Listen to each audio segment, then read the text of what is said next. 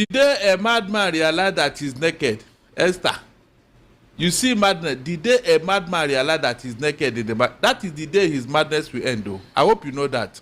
No, tell me one time in the history of this country that IPOB came out to kidnap people and ask for ransom. Esther, that shows you that we are never one country before. Lord Lugard did us a disfavor. Barrister Darlington Agumon, good evening and thank you for joining me on the Evening Rush today. My pleasure once again. How are you? I'm okay. You joined me during the world news at 6, so I will say I appreciate that. In fact, the bad news can cause somebody insanity. Well, at this point in time, we shouldn't let it get very close to home. It is worrisome. Something needs to be done as soon as possible. Now let's go straight to the conversation. Islamic cleric, security commentator Sheikh Ahmad Gumi is urging the federal government to reconsider its heavy spending on military operations and instead explore dialogue with armed groups operating across the country. The cleric said lasting peace cannot be achieved through force alone. According to him, negotiations remain the most practical path to resolving Nigeria's worsening security crisis. In this regard as well, he has said he can actually help the Nigerian government if only groups which he put in the same bracket as terrorists, IPOB, bandits and other elements drop their weapons, then he can help them. What does that mean? Esther, that man should stop talking. He is part of this problem. In fact, the federal government should have long arrested him and jailed him. Whenever he wants to come to limelight, he will use this insecurity to clean up his battered image. Every time he has been saying this. Was he not the one who told us that except we negotiate with bandits, that there will be no peace in Nigeria? That we had to listen to him, to them, and then pay them the money they demanded. So after eating the money, what will now happen? Who will eat the money with them? What are they going to do with the money? You can see the mentality of Sheikh Gumi. He doesn't even know anything about the terrorism and how they can be contained. Instead of this man to say the northern leaders should rehabilitate their children, let them go back to school. He is talking of the federal government. Dialogue with them so that what will happen? No, so that what will happen? So that they will give up condition. Is that not the next thing? You dialogue with the terrorists, and so what happened? After the expiration of the dialogue, what happens? All the ones with dialogue and all the ones with rehabilitated, what came out of it? So nobody should listen to that Sheikh Gumi. Rather, they should interrogate him, his relationship with the terrorists. They should interrogate that man. Every time he wants to talk, he will say something that has to do with bandits, terrorists, and all that. How can you say that IPOB and Boko Haram, they are on the same group? Tell me, the pursuit of IPOB is known to the whole world. That is why nobody has regarded them as a terrorist group. So why do you want to bring IPOB into the group of Boko Haram, ISWAP, and bandits? On what ground? This thing that Boko Haram, ISWAP, and bandits are doing, does IPOB do the same thing? No, tell me one time in the history of this country that IPOB came out to kidnap people and ask for ransom. Let Sheikh Gumi come and tell me when it has happened, either in the southeast or anywhere. Let Sheikh Gumi come and tell me when IPOB went into a village and killed everybody for whatever reason. Whatever reason. Let him tell me. Let Sheikh Gumi come and tell me when IPOB went to any place outside Igbo land and said, except you become an Igbo man, you're a dead person. And these are things that these other groups are known for. Let Sheikh Gumi come and tell me when IPOB was criminalized in any part of the world, apart from Buhari. So how can he mention IPOB in his game plan? He doesn't know what to say. Please let him keep quiet if he doesn't know what to say. The security, specifically in the north, it feels like somehow they are not talking, okay? Because northern Nigeria, as we know it, they currently protested against against Israel and the US. We saw them come out to protest. We've not seen them come out to protest about the insecurity currently ravaging their region. Exactly. So are they in cahoots or in connivance with this nonsense? I want you to listen to this. Let's listen to what the Sheikh is saying. Sheikh Malambelu Murtala Asada. Obviously, he's not happy with this development. Sannan abin da zai ba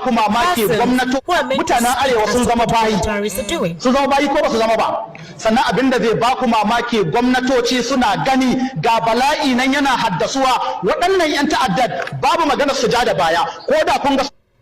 What he's saying is that if it weren't for the fact that northern Nigerians are backing the Islamic Fulani killer kidnappers, we would have seen heavy protests from the north.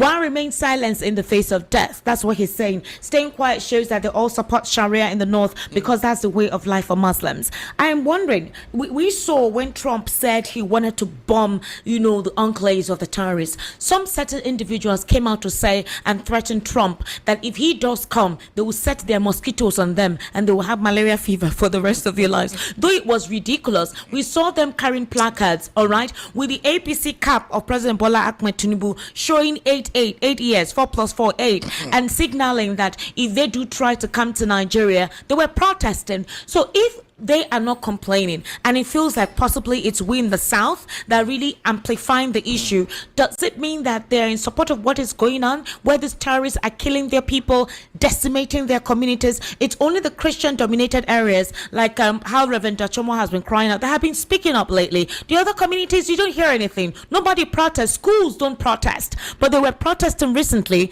against Israel and the US. Esther, that shows you that we are never one country before. Lord Lugard did us a disfavor. This thing started from the origin. It started from somewhere. That was just the main problem. We are never one. We can never be one. We can never be one, no matter how you try to patch it, Esther. This insecurity has shown the whole world that we are never one. And the earlier the whole world come to our aid, the better, because it may get to a head. Look, when you allow or you refuse to allow a peaceful change, then a violent change may be inevitable at the end of the day. I don't know how long we continue to live with this insecurity, because these guys, they are not letting go. We want to move on with our life in the south here. We want to be progressive. We want to make progress. We want to leave a legacy for our children. Not a legacy of terrorism, for God's sake. Esther, did you see the small children that are carrying guns in the north? Does it not bother you? Small children. 16, 17, 18. That means they have been born into terrorism. So these ones will grow. By the time they are 30, they would have become commander. They would have found their own camps. It will get to a point whereby the states will now have their own terrorist group controlling that state, telling the governor what to do and what not to do. With the way things are going. So is that what we want us to bequeath to our children? So that for you to now survive in Nigeria, you must be a terrorist. You must have the power of threat and all that. You must develop muscle, carry gun. That's the only way to survive in Nigeria. What progress will that bring to you and I? What progress? So do you know that a commanding officer was shot dead? Boko Haram hitting the military base. They slaughtered these soldiers. We're seeing this in real time, and they're capturing this digitally, putting it across, several social media platforms. Let me tell you something, Barrister Darlington. If the Nigerian military can no longer hold on to fighting and protecting us, if this terrorists overrun us, we're done with. That's what I told you here, that if they enter Ekiti, it's just a 6 hours business. They will finish transacting this business in 6 hours in Ekiti. Ekiti just 2.5 million population. If they enter there, because they're already in Kwara, from Kwara to Ekiti is not even a 1 hour journey. 1 hour. And so, is that what you are waiting for? Who will stop them in Ekiti? So when we are saying this, government don't even pay attention. It's a very unfortunate, seriously. Government don't, for you to kill one Nigerian soldier, not to talk of many of them, and government just keep silent. as if those ones are just numbers. And you are telling me that one day the military will not ask questions. Why are we dying? Why are we not giving arms and ammunition to fight terrorists? Why are we being used as a cannon fodder? Our line manager are not doing the needful. They are all in their offices and they sent us to go and die. These things will come up one day, sir. Go and mark my word. And then they said the military, they are now in mutiny. They have done this, they have done that. But who gave room for it? How can you send Nigerian soldiers to just go and die like that? Needlessly. Imagine soldiers running away from these terrorists, Esther. Running away from them. Look, there are things that can bring shame to a country. There are things that can bring shame to a country, Esther. You said if they enter Ekiti. Barrister, let me tell you this. Kidnappers raped a victim to death in Ekiti and demanded 2 virgin girls as ransom for their cups. In Ajoni local government area, a middle-aged lady was kidnapped and raped to death. They demanded 1.5 million naira, Canadian loud, cocaine, Miri, and cartons of beer to release her cups. The villagers rallied, raised cash equivalent because they didn't know where to get the drugs mentioned. 4 brave men who went to deliver the cash were seized. The kidnappers sent a message to the village asking for 2 virgin girls for their release or they too will be killed. Apparently, this has been going on for years in Ekiti as the terrorists move freely and has cut off the community's access to water or hospitals, keeping them caged. 6 towns are under siege. Itakbaji, Iyemero, I hope I pronounce that right, please. I didn't use Yoruba Go ahead. The name connotation. Is what is Oke Ako, Irele, Ijowa, and Ikpao. And according to locals, their political representatives, both senators and rep members, have not said one word. Instead, they are comfortable sending condolence messages. The community warned that if it continues, it would become a genocide and they would be forced to retaliate. They have called on the president to look into the matter. Afenifere has confirmed the story and also called for immediate action because the terrorists are humans, not spirits. So, does it mean this has been happening for years, but they kept mute because... I was even thinking that they are planning. I don't know, they're already there. They have already set up. No, they said it's been going on, but they kept quiet. You can even see pictures of them, placards protesting. The women, they're saying, we are all farmers in Odoro. Our land is limited. We don't need is it Agbe Yuwa or something? You know, they wrote it in Yoruba or something like that. So the question is, Barrister Darlington, some of these communities seem to have been experiencing this, but they've not been speaking it. They've not been saying anything. They don't know who Possibly now it's overwhelming and they have to speak. So how long will it take them to do what they know how to do, as they had said here? You know, they are monitoring the place. Who is monitoring the place? The terrorists now. You know how they swoop on Kwara? But they're saying if it continues, that they will no longer sit by, that what they will take matters into their hands. Obviously, they will go diabolical. There is nothing they are going to do, Esther. There is nothing they are going to do. Why can't they do it? Barrister, they killed a king. They killed a king and everywhere was mute. Is that the only time they have killed a king? No, tell me, is that the only time? Answer now. Whenever they kill, we are going to do something, no. We are going to do something, no. They will kill again. Hey, we are warning you to be careful, oh. Don't try this in again, oh. They will kill again. You are still talking.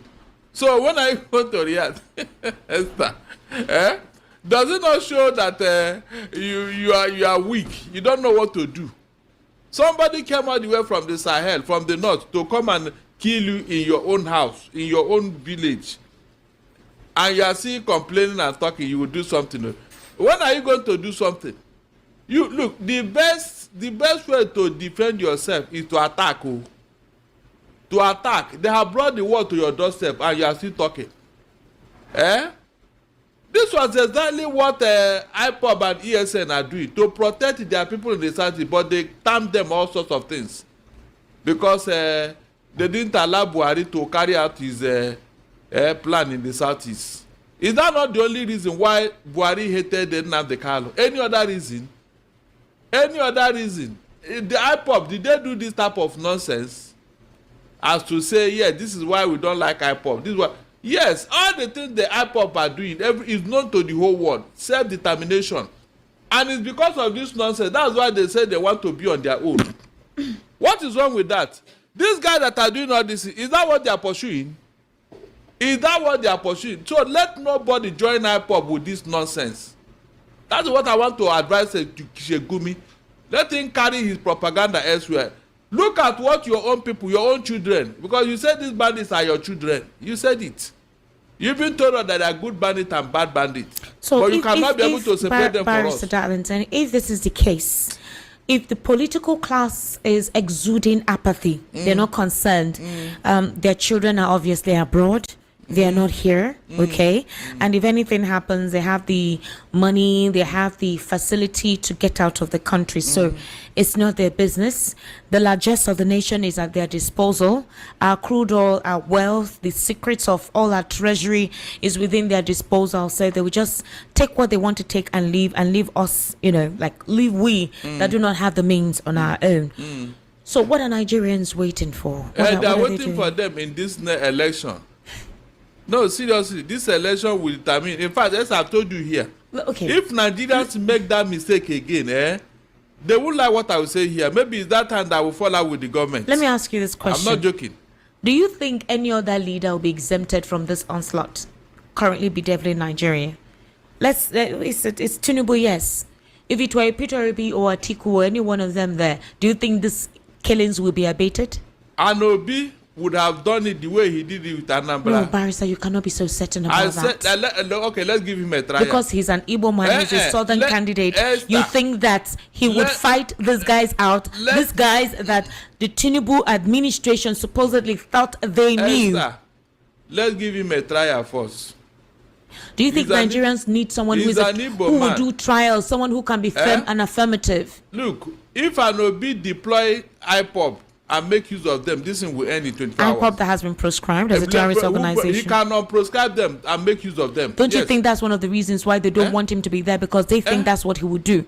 So really, so the end justifies the means now. This is the reality of the conversation. The means. If you since you have been using your people and they are working against the Nigerian state, why can't he bring somebody who will help him clear the mail like Ihejirika did? Like Ihejirika did. That's what I'm telling you. Is a new Nigeria looking impossible? Is a new Nigeria looking impossible? It will look impossible if the wrong people are still in office. But if the right people come, the new Nigeria. Amongst the current crop of politicians who have indicated interest to run in 2027, who is the right politician? The right politician is the person that the people will choose. This was I asked you a specific question. Amongst these politicians that have indicated interest to run for 2027, let me help you list them. The APC has automatically chosen Bola Ahmed Tinubu. And in the ADC, which is considered as the main opposition political party, you have Peter Obi, you have Rotimi Amechi, you have Atiku Abubakar. I want you to bear in mind that Atiku Abubakar and El Rufai and Rotimi Amechi, these individuals actually formed this political party. They brought this current administration to power. I want you to bear that in mind. So currently, those running for president in the ADC, Peter Obi, Rotimi Amechi, Atiku Abubakar. All right. Now, the only person who is not in this equation is Peter Obi, amongst those who brought this government to power. The other one who seems to be gaining momentum now is Omoyele Sowore of the AAC. A lot of persons are actually beginning to look into him because they feel he has been brave, consistent, and decisive and affirmative, showing a sense of spine. These are the individuals right now, currently seriously have indicated their interest to occupy Aso Rock. And I'm asking you, which one of them, if Bola Ahmed Tinubu in his first term has displayed incompetence in handling security, so who amongst the rest do you think can do what needs to be done? It is very obvious that a Peter Obi should be given a chance. Not just because we're not talking about a chance in terms of disposition, in terms of attitude, in terms of what you can call aura. Which one of them do you think can handle this? I just told you here now. Didn't Peter Obi rule Anambra State as a governor? He did. When the other two Mbadunuju and Ngige was there, you saw what the Oba brother did with them. In fact, at a point, they burned down Oka. So you think Peter Obi can handle insecurity better than Tinubu? So you don't think that this caliphate set of persons are trying to destabilize or polarize this country because they feel power must always remain in the north? Let me tell you. Despite the fact that Tinubu is a Muslim. Esther, let me tell you. When Nigerians were looking for a Schwarzenegger, a Rambo, they said yes. What did you say it was? Another Schwarzenegger, that American actor, who's always doing action film. He's a no-nonsense, in fact, he's the nemesis of bad guys. We said that Buhari is a no-nonsense man, he's a former general, he will do this. You know how we praise where they praise the Buhari? Is that not true? How come under Buhari's what things got worse? Have you asked yourself that question? It really got worse. So Tinubu now came. They said master strategy. He knows everything about politics. He's the one who will control the north. He's the one who will do this. He's the one who will do that. Did you know that the reason why the Muslim ticket was picked, the reason why the Muslim ticket was looked into was because, okay, Tinubu is a Muslim, he will appeal to them. Okay. And then despite that, it's not working. So that's why I'm telling you that then we should now have a change. Look at it from somebody who have shown the willingness to control a rascality in Anambra. If you could do with Uba brothers and brought a good governance there, why not allow him to do it in the central instead of working against him? That's what I'm saying here. Support him. So that's your own disposition that to is say what I'm thinking he can pull this of having to decimate Esther, insecurity. If they refuse to give it to him, then they will continue to stay where we are. It's as simple as that. Now let's mention the northern oligarchs. They have said Sharia law is here to stay. Sultan Oshokoto actually made that statement. But ever since all of these perilous times and that ISWAP has been doing what they're doing, we've not heard him categorically come out to emphatically disclose and tell his people that we can no longer continue like this. Why is that? Because that is the Sharia is in their DNA. No, we're talking about the fact that these persons who carry out this mayhem keep chanting Allahu Akbar. It's in their DNA. They believe that what they were told when they were in their infancy. Esther, this is indoctrination. Bad religious indoctrination. That is what is fueling this thing. And the leaders know that if they don't sustain this propaganda, this deceit, they will not have anybody to fight their jihadists. That is the only reason why they keep, promoting and grooming these guys to become what they are. Didn't you see what happened when Jonathan was in office? That he built Almajiri schools, 165 of them, the whole north. And in just 1 week, 2 million of them enrolled in that school. What did the governor of Niger State at that time, Babangida Aliyu? He told Jonathan that what we need is money, not school. To his face. I said, look at. That was where I knew that these guys are up to something. They are not talking of progress. They are talking of what? Disaster. I don't know what they want to gain with this thing. So, I am not surprised. It is in their DNA. I don't know how you are going to remove something that is in somebody's DNA, except to allow him to pardon his own canoe. That is just the only reason. Pardon your canoe. Stay with your insecurity. Stay with your terrorism. Leave us alone. We want to live in peace. Is it too much to ask for? That is the truth here. Look at the way the northern leaders have kept quiet. That is criminal silence over what is going on. I cannot even begin to comprehend it. Esther, criminal silence. And you are telling me that they are sincere. But what they can be pursuing is politics. Remove Amopito, remove our next chairman, remove him. He's a Christian, he wrote a letter. In fact, Barrister, 33 minutes ago, Peter Obi wrote a tweet where he was talking about the persecution of the opposition, the recent attack on Rotimi Amechi, the continuous incarceration of Mr. El Rufai, right?